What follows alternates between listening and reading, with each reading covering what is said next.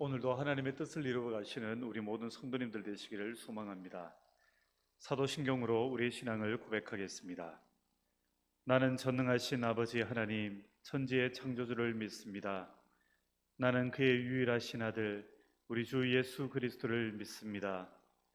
그는 성령으로 잉태되어 동정녀 마리아에게서 나시고 본디오 빌라도에게 고난을 받아 십자가에 못 박혀 죽으시고 장사된 지 사흘 만에 죽은 자 가운데서 다시 살아나셨으며 하늘에 오르시어 전능하신 아버지 하나님 우편에 앉아 계시다가 거기로부터 살아있는 자와 죽은 자를 심판하러 오십니다. 나는 성령을 믿으며 거룩한 공교회와 성도의 교제와 죄를 용서받는 것과 몸의 부활과 영생을 믿습니다. 아멘. 다 함께 찬송가 299장 1절 찬양 드리겠습니다. 하나님 사랑은 온전한 참사랑 내 맘에 부어 주시사 충만케 하소서. 아멘.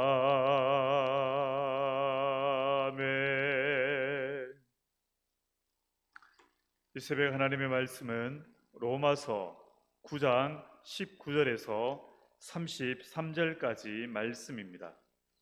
로마서 9장 19절에서 33절까지 말씀입니다.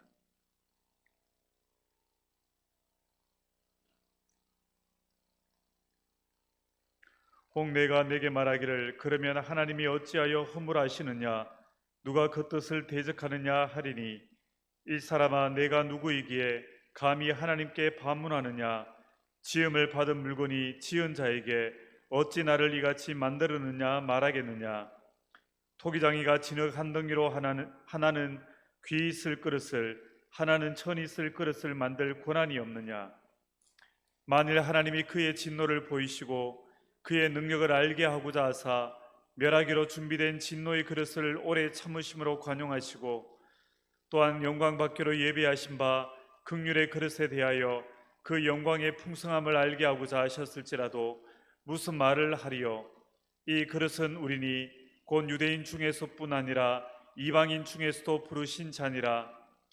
호세아의 글에도 이르기를 내가 내 백성 아닌 자를 내 백성이라 사랑하지 아니한 자를 사랑한 자라 부르리라. 너희는 내 백성이 아니라 한 그곳에서 그들이 살아계신 하나님의 아들이라 일컬음을 받으리라 함과 같으니라. 또 이사야가 이스라엘에 관하여 외치되 이스라엘 자손들의 수가 비록 바다의 모래 같을지라도 남은 자만 구원을 받으리니 주께서 땅 위에서 그 말씀을 이루고 속히 시행하시리라 하셨느니라.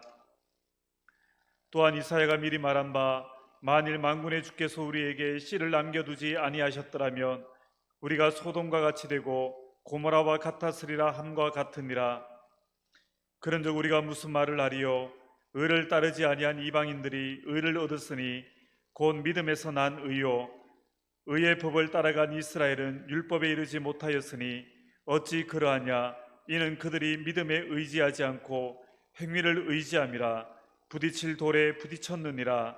기록된 바 보라 내가 걸림돌과 거칠은 바위를 시온에 두노니 그를 믿는 자는 부끄러움을 당하지 아니하리라 함과 같으니라. 아멘.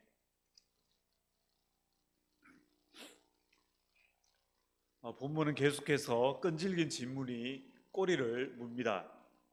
어떤 사람은 하나님께서 내버려 두셔서 믿지 않게 되었다라면 그것은 과연 누구 책임이냐 하는 그러한 질문입니다.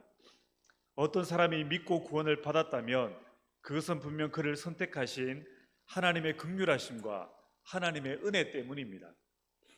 하지만 믿지 않았다면 그것은 하나님께서 은혜를 베풀지 않은 것인가 아니면 믿지 않은 그 사람 탓인가 하는 이 질문이 우리에게 계속 생기게 되는 것입니다. 그런데 오늘 성경이 말씀하는 것은 분명합니다. 그 사람이 만약에 믿지 않아서 구원을 받지 못했다라면 그것은 그 사람 탓이라는 것입니다. 예를 들어서 흉악한 살인범들이 사형장에 끌려가는데 급히 왕의 전령이 와서 그 중 한 명에게는 사면을 내렸다라고 생각해 보면 그 사람은 누구 덕에 사형을 면하고 생명을 얻었는가 하면 바로 왕의 은혜 때문입니다. 그런데 나머지 한 사람은 사형을 당했다면 그것은 누구 탓인가 하면 살인을 저지른 본인 탓입니다.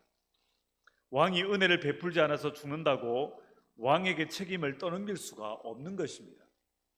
이처럼 우리가 큰 죄악에서 건짐을 받는다라면 그것은 전적으로 하나님의 은혜로 말미암은 것입니다.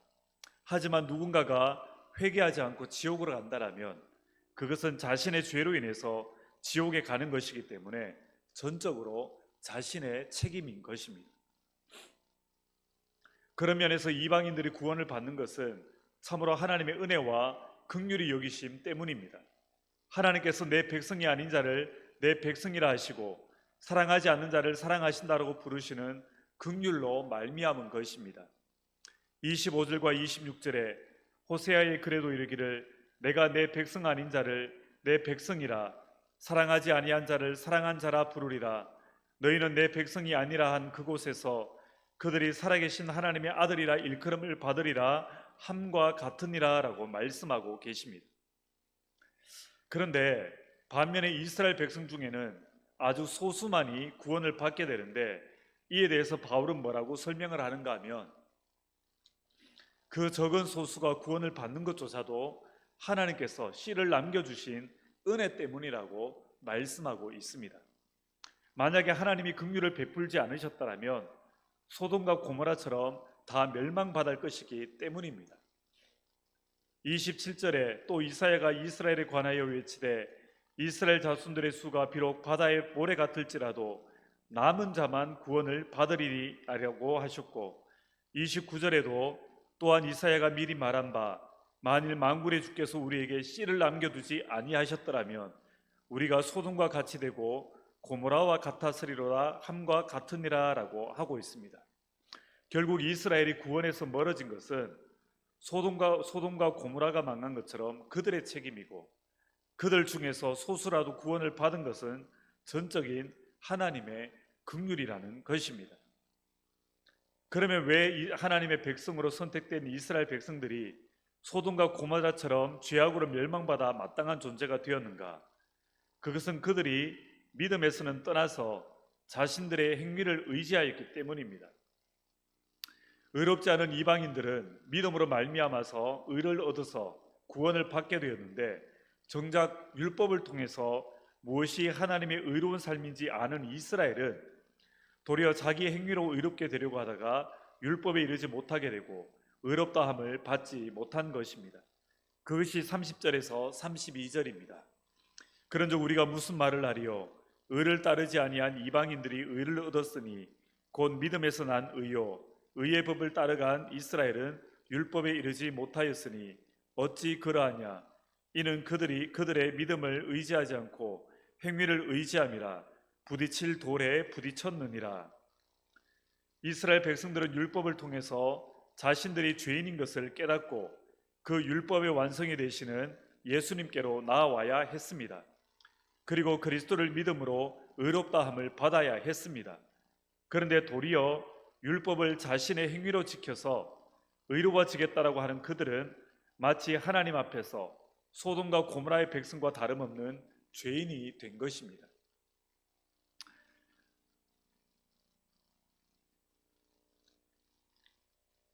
우리는 하나님께서 자신의 행위로는 멸망을 받을 수밖에 없는 그들을 위해서 구원자를 보내주셨습니다. 이제 그들이 자신들에게 온 구원자 그리스도를 믿기만 하면 그분의 의로 구원을 받는 것입니다. 하지만 그들은 외적으로 그럴듯한 종교적인 모습과 도덕적이고 윤리적인 모습으로 인해 자기 의에 빠지게 되었고 자신의 행위를 신뢰함으로 그들이 믿어야 하는 그리스도를 십자가에 못 박고 만 것입니다. 믿음을 거부해서 죄에서 벗어나 의를 얻을 기회를 잃어버린 것입니다. 이처럼 그들이 망한 것은 믿지 않았기 때문이고 그들의 잘못인 것입니다. 그러면 왜 믿지 않았는가? 하나님이 선택해 주시지 않아서가 아니라 자신을 의롭다고 생각하고 자신의 행위로 구원받겠다라는 자기의 의 때문입니다. 결국 그들은 자신이 죄인이라는 것을 인정하지 않고 사랑으로 내미시는 주님의 손을 잡지 않은 것입니다.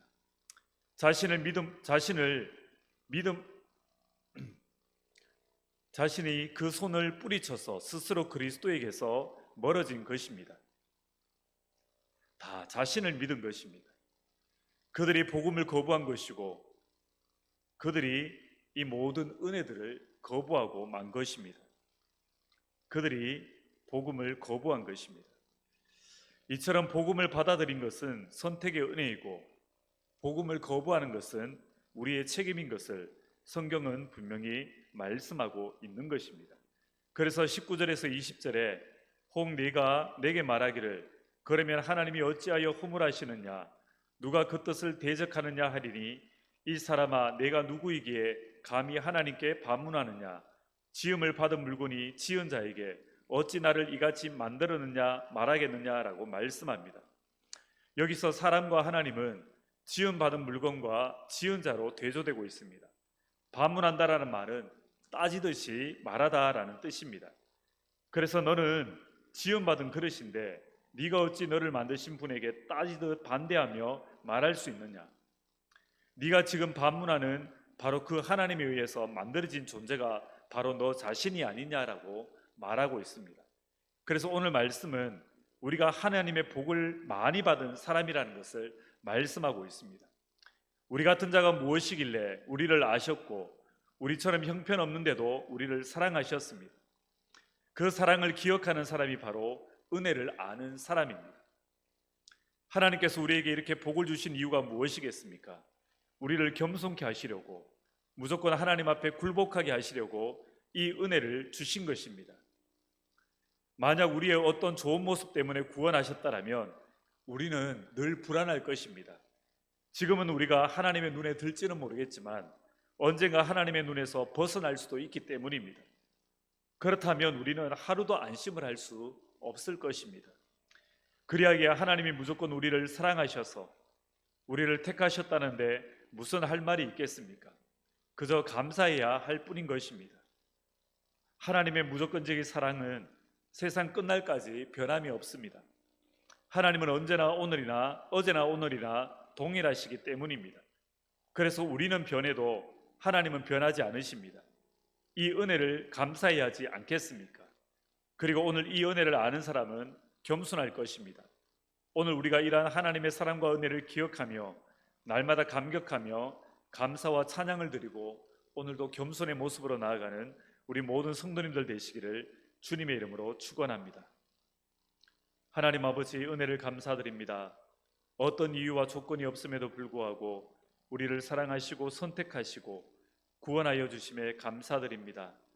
오늘 그 사랑으로 선택하여 주심을 기억하고 감사하는 우리가 되게 하여 주시고 우리의 어떤 것으로도 구원받지 못할 자가 구원받은 것임을 기억하고 오늘도 은혜로 살아가는 겸손하게 살아가는 우리가 되게 하여 주시옵소서.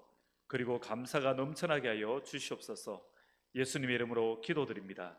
아멘.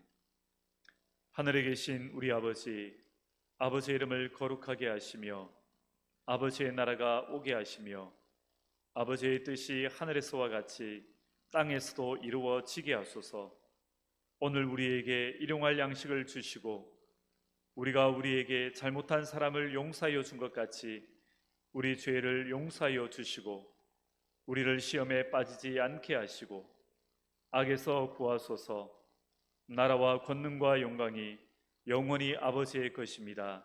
아멘. 우리가 오늘도 은혜로 사는 자인 것을 기억하고 겸손하게 살게 하시고 우리의 입술에서 찬양과 감사가 넘쳐나는 이 하루가 되게 하여 달라고 기도하며 나아가겠습니다. 하나님 아버지, 참으로 우리는 버림받는다 할지라도 아무 말대값도 할 수 없는 너무나 죄인이고 악한 자인데도 불구하고 그럼에도 우리를 사랑하셔서 우리를 구원하여 주신 은혜를 감사하며 찬양을 드립니다. 아버지 하나님, 오직 은혜로만 우리가 구원을 받았음을 고백하며 하나님, 우리의 잘난 것 없는 하나님, 우리의 모습을 기억하고 오늘도 우리가 은혜 가운데 겸손하게 살아갈 수 있도록 도와주시옵소서.